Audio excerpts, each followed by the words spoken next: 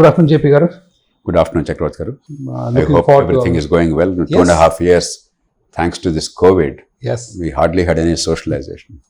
So I wanted to have a discussion with you on general state of economy with the NDA government versus the UPA government. Personally, I have voted for Narendra Modi in the first term when he first contested. I was particularly attracted with his talk during the election campaign. Minimum government, maximum governance. So I voted for him for the first time. When he contested the first time, I sat out. I did not vote for anybody because I am more right-leaning when it comes to economics. So I could not get myself to vote for a UPA, alliance. And then again, next election is coming up. So I just wanted to pick your brains and have more of a conversation as to what went right, what went wrong in these 2 terms of NDA government. I think it's a great question. 2014, many people thought it was a watershed. Essentially, the people who were disgusted with corruption and misgovernance, the people who were angry with continued state dominance undermining economic activity and competition, and of course certain traditionalists who had traditional notions of patriotism, Hindutva, etc., all came together. And Mr. Modi offered a refreshing choice, so it appeared. I remember in Mumbai, Mr. Ribeiro, a very venerable retired police officer, highly respected, in one of the meetings that we were together at in Mumbai a few months before the 2014 election, he said, Jayaprakash, our Anglo-Indian kids are saying Modi, Modi, Modi. I said, if they see hope in him, and if Modi is able to unite people beyond religion and beyond caste, it's a good thing. Let us see. So I think there was hope in the air. And certainly I think in the first term, the economic liberals felt not enough first term. Well, perhaps some attempts were made like bankruptcy code, like labor laws codification and simplification and so on and so forth. There was no significant visible impact to either make the state more effective or more purposive, focus on the state's role, or to give an impetus to economic growth on a long-term basis, or to reduce the role of the state in the economic management of the country. Certainly, I think by 2019, there was some sense of disappointment on the part of the liberals, economic liberals, who wanted to see a more dynamic Indian economy, more competitive Indian economy. But I suppose from their perspective, politics trumps economics in a democracy and in a diverse country. The sense I get is, between 2014 and 2019, the government's effort was not to repeat the mistake of Vajpayee in 2004. The 2004 election was broadly seen as India shining versus Aam Aadmi. And there's actually reason to believe that India was shining. Everything is relative. The economy was actually doing Honestly, I did not anticipate Vajpayee government's losing the election. Loss of election. Because definitely the middle classes and the youth in India who could see the way forward for the economy, there was a resurgence of hope. But the way the government lost power, partly of course tactical political problems. Andhra Pradesh, Chandrababu Naidu, 2 terms, he was the one who forced the election to be advanced, and the anti-establishment, therefore both elections being together. And Tamil Nadu, a bad strategic choice in partnership. But that apart, I genuinely believe that it was a bit of a class election. The moment in a poor country you see the electoral battle between the middle classes who see economic growth and the future, and the poorer sections who feel that their lives are not significantly altered. They are not partners in this growth project. Even in rich countries, it's very difficult. In poor countries, it's always a losing proposition for growth. Look at France. Macron is a centrist, economically relatively liberal, centrist politician. They elected him for the presidency But because Macron is articulating centrist policies, like for instance, let's increase the retirement age to reduce the long-term pension burden on society and things like that, society was not too happy. Ultimately, they did not give him a majority in parliament. So if in a very wealthy country like France, with strong institutions, there is a challenge, I think in a poor country, there's an inherent problem. Right, but and Mr. Modi, I think, focused on gaining a pro-poor image. When you look back, my sense is, in northern India in particular, where there was never any delivery for the poor of the small welfare programs that are attempted. In the south, we already perfected that. Dr. Rajshekhar Reddy here, NTR earlier, MGR, DMK, ADMK, in the Karnataka. A lot of populist schemes. Populist schemes, but well implemented. One is populist schemes being announced, but actually delivered. Right. Whereas in the north, there was very little delivery. For the first time, I think, the focus was on delivery of these schemes so that you get electoral alliance, a strong electoral bias in your favor. I think that he assured. But in the process, except for a few things, genuinely there is no sense of economic liberalism or promoting competition. At least that's the feeling that I have also. So but perhaps post-2019 is slightly better. Looks like, at least there is a change in thinking. Yes, last 2-3 years, there have been some attempts. Because he was accompanied by good economists in the first term, right? Whether it's Panagaria or Subramanian. But then even they were unhappy, right? They left his. I think every economic liberal in the country who wanted significant improvement, and people like me, in addition to economic management, were keen about governance improvement, whether it's anti-corruption strategies or decentralization of power or rule of law, particularly these three areas, or the people who wanted a different kind of an approach to management of rural-urban dichotomy in India and agriculture. I think all of us were disappointed in the first 5 years considerably. I publicly made my own disappointment very open, including in the fora of the ruling party and their own allies. Right. So some of the decisions were disastrous. Whether you take demonetization. Demonetization certainly was very poorly. And GST implementation, and GST still is. GST, I would not blame them too much. I think on the whole, the decision was right. On the whole, they got the states on board. It was done with deliberation and with consensus rather than with bulldozing. And yes, they could have managed better implementation-wise. There were some problems, teething troubles. But if you take a long-term trajectory, GST probably is proving that A, it's viable, B, the industrial class and the business class is embracing that, and C, revenues are now beginning to grow despite the hiccups of the 2 years COVID, etc. So GST is a different category. Okay, so let's but definitely demonetization, in a variety of ways, if you're objective, you have to conclude that it was an extremely poorly thought out and poorly implemented decision. There's no question about it. So earlier you made a comment about good politics often can lead to bad economics, right? So something you and I don't agree with that. Right. They see it that way. Right. But good politics, good economics can go together is our argument. So how did having GST, first of all, it goes against the federal spirit with which our constitution came into existence. I don't agree. I don't agree because taxation rights of the states have been taken away from the states and centralized. Consent. See, it's not even by parliamentary fiat. Right. It was the union and states sat together for 20 years almost. In every major committee, an opposition finance minister was the chair, not even a ruling party or ruling alliance. Whether Congress was in power or BJP was in power, irrespective of that.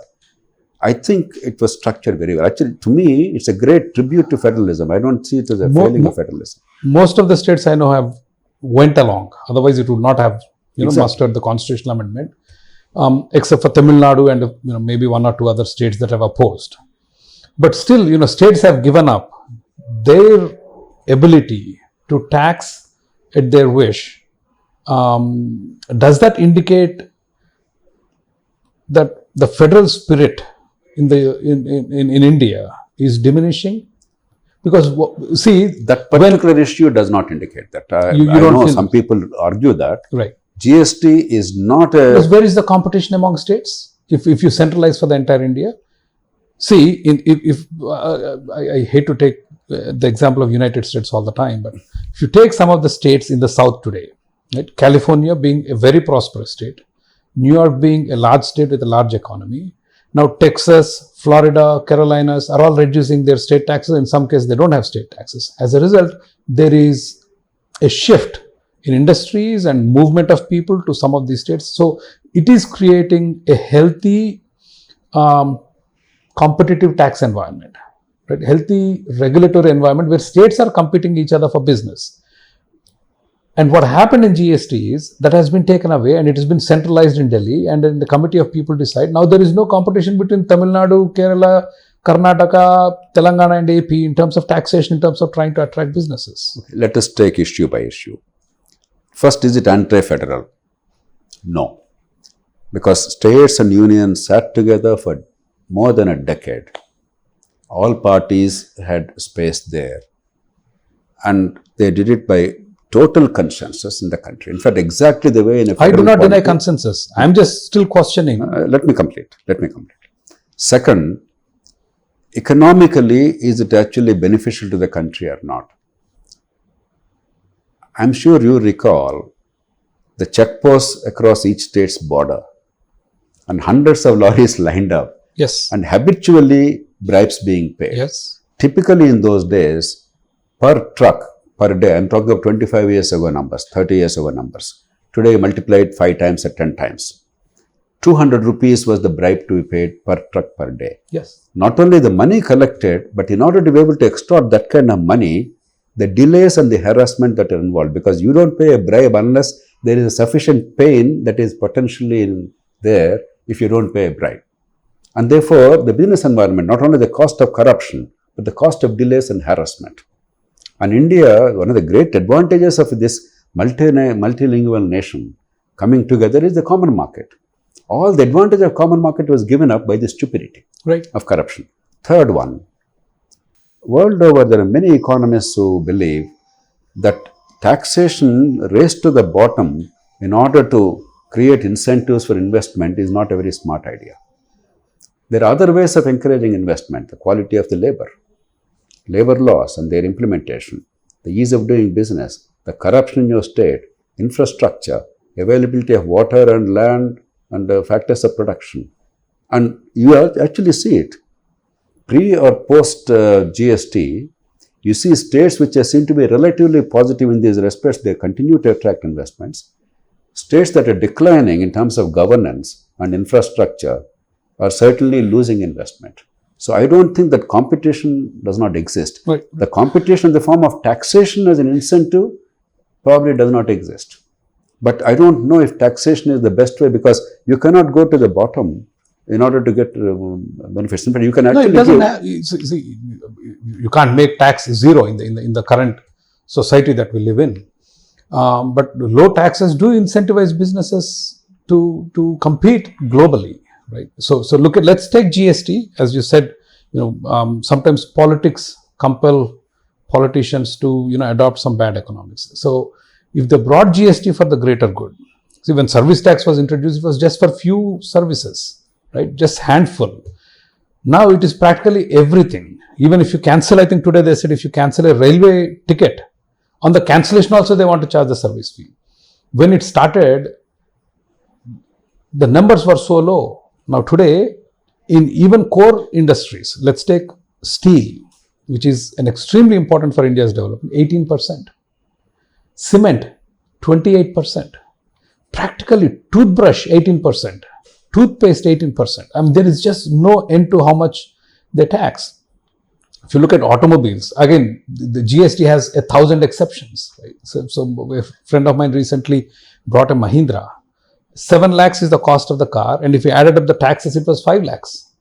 And the car company makes about maybe 70,000, and the government makes 5 lakh rupees. How does this kind of usurious taxation is helping the economy or the people? It looks like it's bad politics and bad economics. Unquestionably, sometimes our taxes are regressive. And on something like thumbs up, 40%. No, sometimes our taxes are regressive. There's no question about it. While we are much better than what we were, 1970s and 80s, it was terrible. In fact, commodity-wise, in the budget, they used to increase or decrease excise duties. Oftentimes, there was allegations of corruption. with some credible evidence, etc. And we all know how some of the big industrial houses of India grew into what they are today, and not through competitiveness, not Right. through innovation. It's but happening through even today. Manipulation. But things are getting better. And not merely this government or that government, whether it is earlier UPA or Congress or BJP, Vajpayee government or today, I think there is an improvement overall. Are they getting better because of the government or despite the government?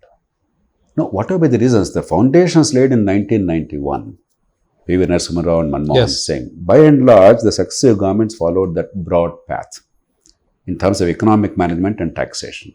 So this assured taxation, steady taxation rather than every year this topsy-turvy approach has certainly helped. But having said that, look at the bigger picture. While there are anomalies in taxation, our tax GDP ratio is only about 18% of the GDP. Union and states put together. About 12% or so, the union, about 6% or so, give or take half percentage, 1 percentage point, states. This is all our tax base. Our expenditure is 28-29%. That means 11% borrowings. On occasion like COVID, etc., it's gone up by another 1 or 2%. In some form or other, a relatively painless taxation is necessary to sustain the basic services and infrastructure. My complaint is not so much that they are taxing.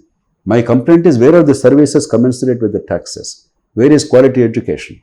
Where is healthcare accessible to the people of this country? Where is rule of law and justice? Infrastructure, at least, no, in the last, since Vajpayee's time, there is some improvement, some efforts made. There is a lot of room for improvement, but certainly both roads and the transport sector and electricity are a little better than they were. The electricity management is horrible. We are losing every year. But the basic services of government are terrible. I think that is a bigger problem to me than the fact that they are taxing. I have no quarrel with taxation, because taxation is the basis of civilization. Though if you tax without commensurate services, it is brigandage, as Dadabhai Nauroji said during the British India. So taxation has been there even in Ramayana. So it is an ancient practice. So I don't the deny. big picture, a 12% but taxation by where government do you of go? India does not seem to be a terrible tax. Let me, sorry, what percent did you mention? 12%. 12%. So you said GDP to tax is 18%, but the debt or how they finance is another 11%. But that also comes from people. So that's almost like 30%. Exactly. 30%. So what we therefore, get is the first world taxation, third world service. I am totally in agreement. Therefore, my fight should So be... it is not 18, it is actually 30%. Therefore, our fight should be twofold. One is, it is always better to raise money by honest taxation than incurring debt for current expenditure. Second, for the money you spend, I demand services and you must improve the quality of services. SocialPost.news ని subscribe చేయండి. Please subscribe to SocialPost.news. Please subscribe to SocialPost.news. Please download SocialPost app. Please download SocialPost app.